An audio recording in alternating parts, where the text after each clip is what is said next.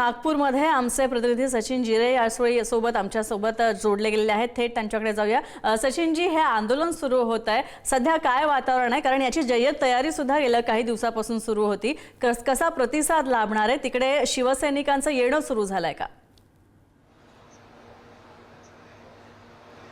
नक्कीच आता लगबग सुरू झाली आहे। कोणत्याही क्षणी शिवसेना पक्षप्रमुख उद्धव ठाकरे या ठिकाणी पोहोचतील, या मंदिरात पोहोचतील। मी तुम्हाला दाखवण्याचा प्रयत्न करतोय की अशा पद्धतीने हे शिवसैनिक आहे, श्रीराम भक्त आहे, यायला सुरुवात झालेली आहे। जो मंदिरचा बाहेरचा परिसर आहे, त्या बाहेरच्या परिसरावरती आता गर्दी वाढलेली आहे आणि प्रतीक्षा या ठिकाणी आहे की कधी उद्धव ठाकरे येतात आणि या कार्यक्रमाला सुरुवात होतात।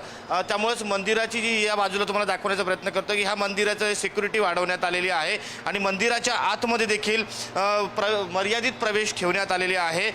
मोजक्याच भाविक आणि निमंत्रितांना आत प्रवेश दिला जात आहे। मंदिराच्या आत प्रमुख मान्यवरांसाठी 4 झोप्याची व्यवस्था करण्यात आली, तर सुमारे 50 खुर्च्या या ठिकाणी लावण्यात आलेल्या आहेत। विशेष म्हणजे मंदिरात छत्रपती शिवाजी महाराजांची प्रतिमाही लावण्यात आलेली आहे आणि या कार्यक्रमाला श्रीरामाचं पूजन झाल्यानंतर रामरक्षा पठण आणि महाआरतीला सुरुवात होणार आहे। दुसरीकडे मंदिराबाहेर राम भक्तांची मोठी गर्दी या ठिकाणी पाहायला मिळत आहे। भाविक भगव्या रंगाच्या ज्या टोप्या आहेत त्या परिधान करून मोठ्या उत्साहात या कार्यक्रमात सहभागी होत आहेत। संपूर्ण परिसर जर आपण पाहिलं तर भगव्या झेंड्यांनी, भगव्या पताकांनी, फुलांच्या आरासाने सजलेलं आहे। वातावरण पूर्णपणे राममय आणि भगव्यमय झालेलं आहे। या ठिकाणी तुम्ही पाहू शकता की मंदिर परिसराला अक्षरशः जत्रेचं स्वरूप प्राप्त झालेलं आहे।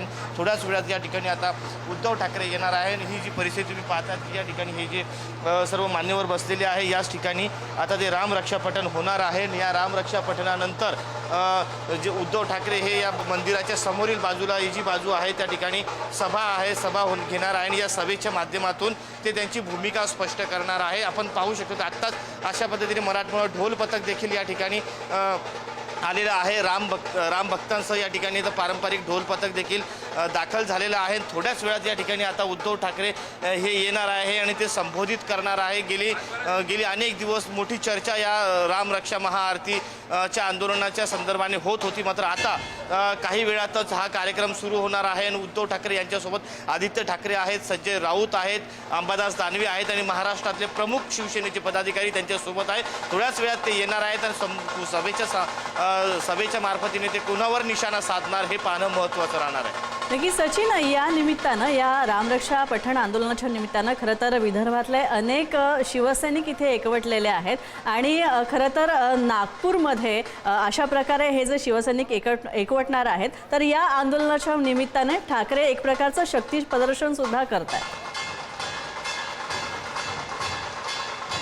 नक्की शक्ती प्रदर्शन देखील या माध्यमाने केलं जात आहे असं म्हटलं तर वावगं ठरणार नाही, कारण की जर आपण पाहिलं सकाळपासूनच संपूर्ण जे नागपूर शहर आहे, शहराच्या प्रत्येक भागांमध्ये मोठ्या प्रमाणात होर्डिंग्स लावण्यात आल्या होत्या। मोठ्या प्रमाणात जे शिवसैनिक आहे, रामभक्त आहे, ते वावरताना आपल्या संपूर्ण शहरामध्ये दिसत होते। आता आपण पाहतो की इथे मोठ्या प्रमाणात गर्दी देखील होत आहे। सातत्याने जे शिवसैनिक आहे, जे रामभक्त आहे, या ठिकाणी दाखल होत आहेत। फक्त विदर्भातूनच नव्हे तर मराठवाडा असेल, आजूबाजूचा जो भाग आहे त्या भागातून मोठ्या प्रमाणात या ठिकाणी शिवसैनिक दाखल होत आहेत। जर आपण पाहिलं तर शक्ती प्रदर्शन जरी म्हटलं तर वावगं ठरणार नाही, मात्र आज जर घडीला आपण पाहिलं तर ठाकरेंना सपोर्ट देण्यासाठी मोठ्या प्रमाणात रामभक्त आणि शिवसैनिक नागपूरमध्ये दाखल झालेले आहेत। नक्कीच सचिन, खरं तर तिकडे मागे दृश्य जी आहेत, प्रत्येक जण काही ना काहीतरी या आंदोलनाच्या निमित्ताने एक वेगळी भूमिका घेऊन आलेले आहेत आणि तिकडे आता हळूहळू खरं तर शिवसैनिक जमा व्हायला, गोळा व्हायला सुरुवात झाली आहे। तर या संदर्भातली दृश्य आपण दाखवू शकतो का प्रेक्षकांना?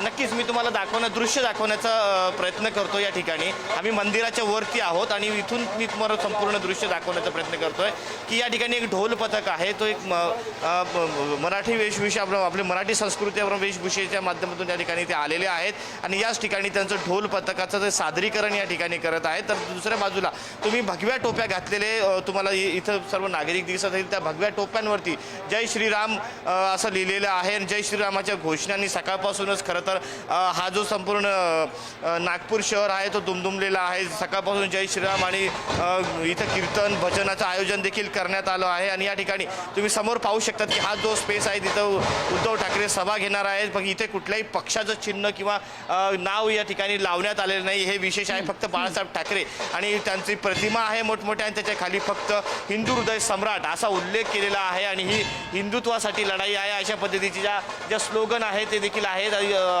स्टेज मंचावरती रामद्रोह म्हणजेच हिंदूद्रोह देशद्रोह असं म्हटलेलं आहे. अशा आशयाचे स्लोगन या ठिकाणी लावण्यात आलेले आहे. आणि तुम्ही पाहू शकता की विविध प्रकारे एवढं सध्या पाऊस सुरू आहे तरी या पावसातही ही सर्व मंडळी या रस्त्यावरती उभ्या आहेत. महिलांनी देखील पारंपरिक साड्यांची वेशभूषा करून या ठिकाणी आलेल्या आहे. एकंदरीत जर आपण पाहिलं तर एखादा जत्रासारखी परिस्थिती, एखाद्या जत्रामध्ये ज्या पद्धतीने लोक येतात तशाच पद्धतीने या ठिकाणी परिसर यामध्ये जत्रेचं स्वरूप आलेलं आहे.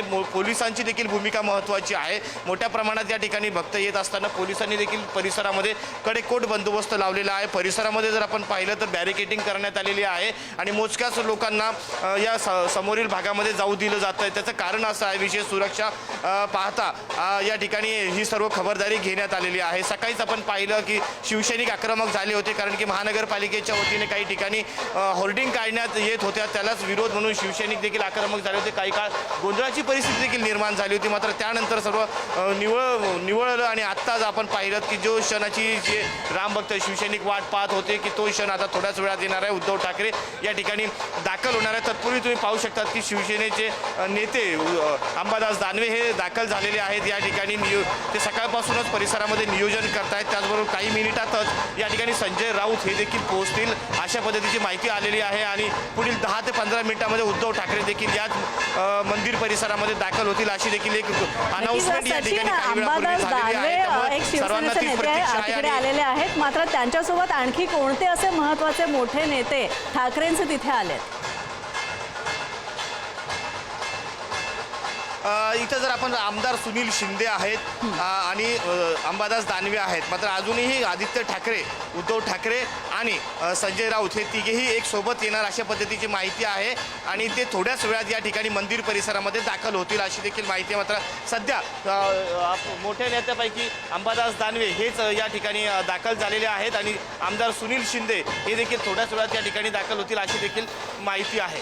एकंदरीत जर आपण पाहिलं तर पुढील 10 मिनिटात या कार्यक्रमाला आता सुरुवात होणार आहे आणि राम रक्षा पठणाचा जो प्रमुख कारण आहे आता थोड्याच वेळात सुरू आहे.